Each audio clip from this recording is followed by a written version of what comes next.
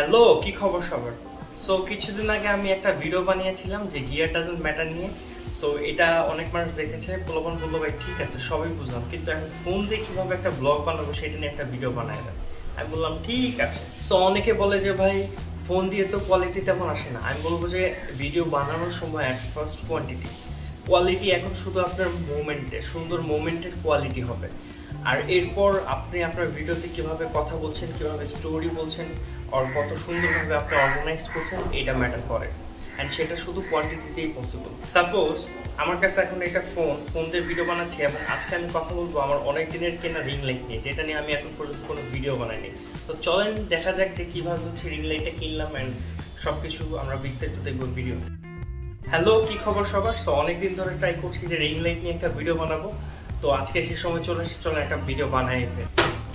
এই রিং লাইটগুলো কেনার প্রয়োজন পড়ে তখন যখন আমার আলাদা কোনো লাইটিং সোর্স ছিল না। কিন্তু আমি অনেকগুলো শপে দেখলাম যে এই রিং লাইটগুলোর দাম অনেক বেশি।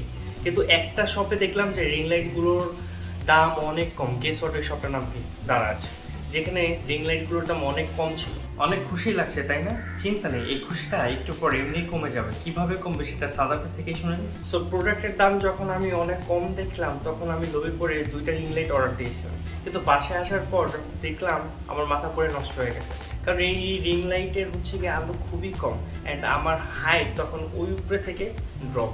এখানে না শপের দোষ আছে না আমার, কারণ এই রিং লাইটগুলোতে বা অন্যান্য সব লাইটগুলোতে ওয়াট নামের যে একটা জিনিস থাকে, সেটা আমি গুরুত্ব দিতে ভুলে গেছিলাম। সো এই রিং লাইটগুলো most of the time of থাকে আমার জীবনের মতো।